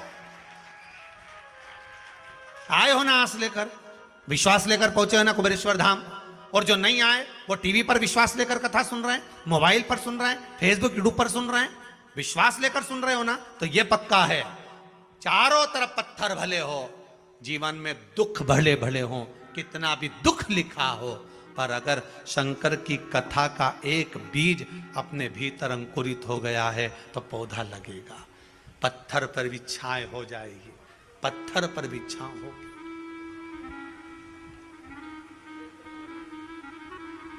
विश्वास रखिएगा, ध्यान दीजिएगा। आपके पास में जब धन कम होता है ना, तो सबसे पहले अपने ही साथ छोड़ देते हैं। क्या कम होगा? धन। जब आपकी विपदा का समय आएगा ना, समस्या का समय आएगा, जब आपके पास में सुख होगा, वैभव होगा, धन होगा, सत्ता होगी, तुम्हारी बात सारी दुनिया में होगी, तो तुम्हारे भी ढेर रिश्तेदार बन जाएंगे। जो नहीं पहचानते होंगे वो भी कह देंगे, भेरू सिंह तो हमारा मौसा जी का लड़का है, हमारा काका का छोरा है। जब धन नहीं होगा, संपदा नहीं होगी, सत्ता नहीं होगी, तुम्हारा वैभव नहीं होगा, तुम्हारा नाम नहीं होगा, जरा सा किसी ने तुम पर उंगली उठा दी, जरा सा किसी ने आपके ऊपर लांछन लगा दिया, कुछ शब्द बोल दिए, कोई शब्दों के बाण कस दिए। सबसे पहले जो अपने होंगे, सबसे पहले जो अपने होंगे, सबसे पहले वही भागेंगे और वही उंगली उठाएंगे। वो कहते हैं ना कि अगर दुख की घड़ी आती है, अगर कहीं काम बिगड़ता है, तो सबसे पहले अपने वाले ही डीजे बजाते हैं। कौन बजाएगा डीजे? अपने वाले। नगाड़ा वही फूकेंगे। ओ वो, अरे क्या खिल्ली उड़ रही उनकी, अरे वो उनके साथ ऐसा हो गया। अपने होंगे जिनको तुमने खिलाया, जिनको तुमने पाला है, जिनके लिए तुमने 10 साल 15 साल 11 साल बर्बाद कर दिए, ले जा कर दिया जिसको, वही उंगली उठाकर कहेंगे ये देखो, ये देखो। महाराज, मेरा बिगड़ा जीवन संवारा न होता तो दुनिया में कोई हमारा।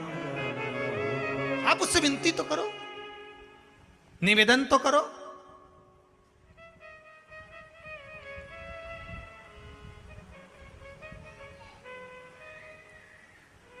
और आप अगर भाव रखकर आए हो, विश्वास रखकर आए हो, तो भगवान क्यों ना कृपा करेगा, क्यों ना कृपा करेगा।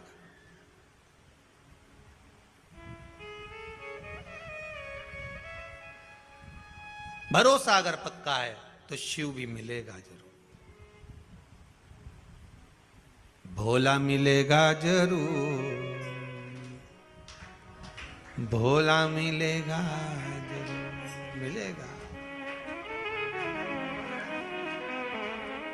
काहे बटोरे कंकर पत्थर, जब हीरा मिला कोहिनूर, भजन करो भोला मिलेगा जरूर, भोला मिलेगा जरूर, भजन करो भोला मिलेगा। वो मिलेगा और अवश्य मिलेगा। अगर आपकी भक्ति दृढ़ है, विश्वास प्रबल है, तो वो मिलेगा। उसको ढूंढने में देरी है। 2 फूल तोड़ लिए, जो खिचड़ी फेंकी थी उससे उगे थे। फूल रानी को दिए, रानी ने देखा कितने सुंदर फूल हैं, उसको सूंघ लिया। सूंघते से रानी का गर्व ठेर गया, गर्व ठेर गया। फूल सूंघते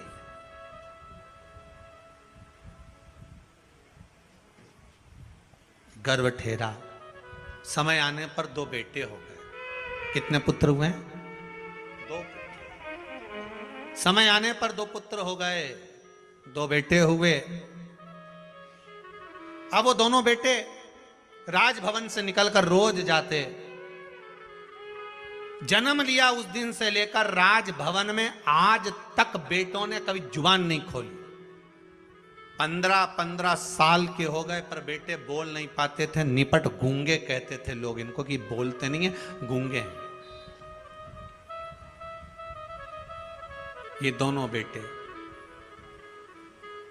वन में गए मृगा करने के लिए, हिरण मारने के लिए, कोई जीव को मारने के लिए मृगा। वहीं पर बुढ़िया बैठी थी। जिस दिन से कार्तिक का महीना पूरा निकल गया था, उसके बाद भी उसकी वो खिचड़ी भूल नहीं पाई थी कि मेरी एक दिन की खिचड़ी और मेरा कटोरा कहाँ गया, कहाँ गई खिचड़ी, कहाँ गया कटोरा।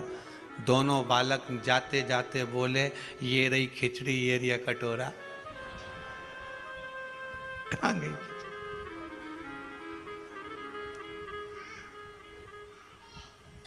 वो कह रहे हैं, रथ हाँकने वाले ने सुना कि ये दोनों बोले हैं। बुढ़िया बोली, कहां गई खिचड़ी, कहां गया कटोरा? और वो दोनों बोले, ये रही खिचड़ी, ये कटोरा। हो उसकी शुद्धता रही। रथ हाँकने वाले ने कहा, राजकुमार बोले।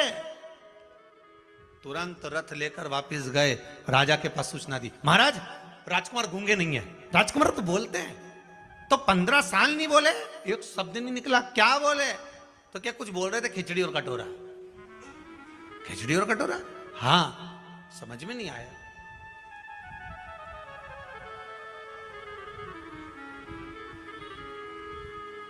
कितना भी सत्य को छुपाया पर सामने आ गया। सत्य छुपता है?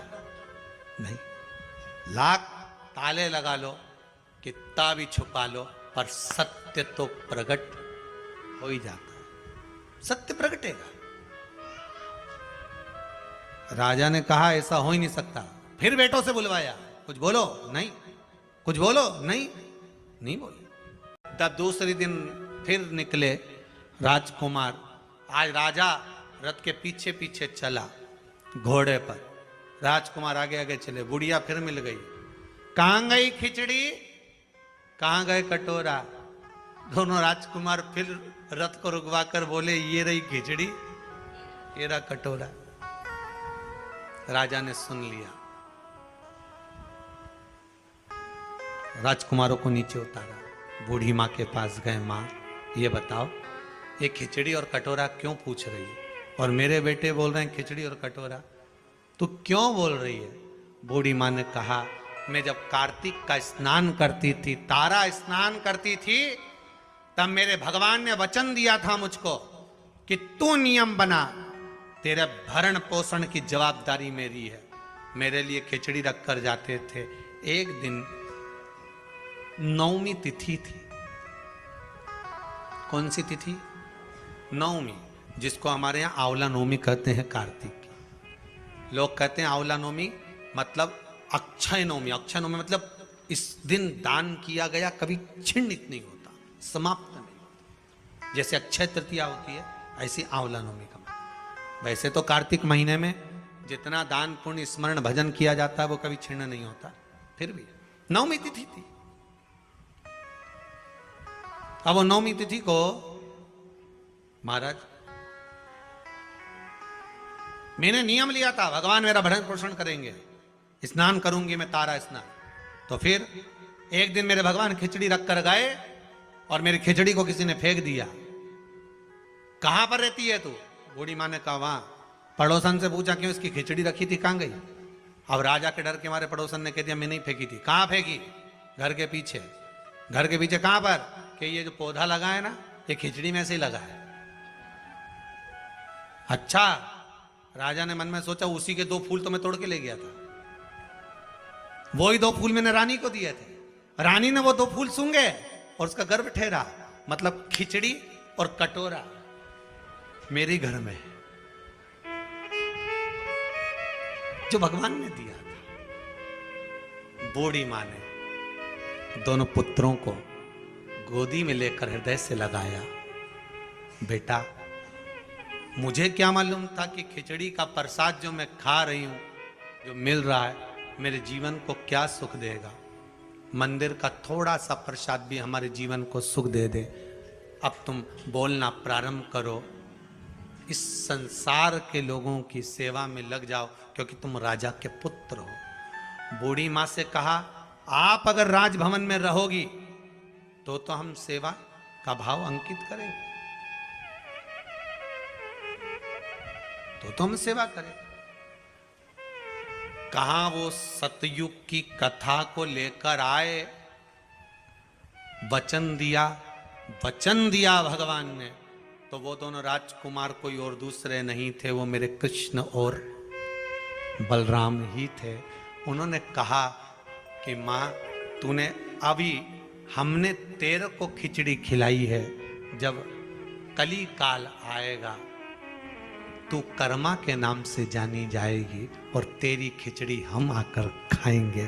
तू कहेगी वो कर्मा, तेरी खिचड़ी हम आकर। तो भगत लोगों ने गाया, थाली भर के लई रे खिचड़ो, अरे ऊपर घी की बाट की, और जीमो म्हारा श्याम धनी, जिमावे बेटी जाट की, जिमावे बेटी जाट की। बार बार मंदिर में चढ़ती, बार बार पट खोलती, कहिया कौनी जी मेरे मोहन, कड़ली कड़ली बोलती, कड़ली कड़ली तू जी में तो जद में झीमू और मानू ना कोई लाट की, जीमो म्हारा श्याम धनी, जिमावे बेटी जाट की, जिमावे बेटी जाट की। बुढ़िया से जैसे दोनों बालकों ने ठिठोली करी थी ना, ये बोले काए खिचड़ी काए कटोरा, बच्चे बोले ये रही खिचड़ी ये रखा, तो वो ठिठोली भगवान कर्मा बन गई, तब भी करते रहे कर्मा। पर दो भूल गई सांवरिया, पर दो फेर लगायो जी, और 36 कली का लहंगा, घांगरिया की ओट बैठ कर शाम खींचड़ो आयो जी। अब बताओ किसने अपने लहंगे की ओट में भगवान को खिलाया होगा? पर कर्माबाई ऐसी थी जो 36 कली का लहंगा पहनती थी। पहले की माताएं पहनती थी ऐसा जोरदार लहंगा, जहां बैठे एक बार धम्म से बैठे तो आसपास की धूल साफ। आज के जमाने में भी माताएं लहंगा पहनती है, जहां से निकल के जाती वहीं की डिस्पोजल साफ, लहंगा इतना बड़ा कि सब साफ। ये भक्ति है, ये भाव है जो प्रकट। कार्तिक मास का नाम कार्तिक मास इसलिए पड़ा क्योंकि भगवान स्वयं इसमें प्रकट हो गए, भगवान स्वयं फल देगा। ऐसी पुनित पावन कार्तिक महत्तम शिव महापुराण की कथा आज प्रारंभ हुई है। बड़े भाव से कथा का प्रथम दिवस यहाँ विराम ले रहा है।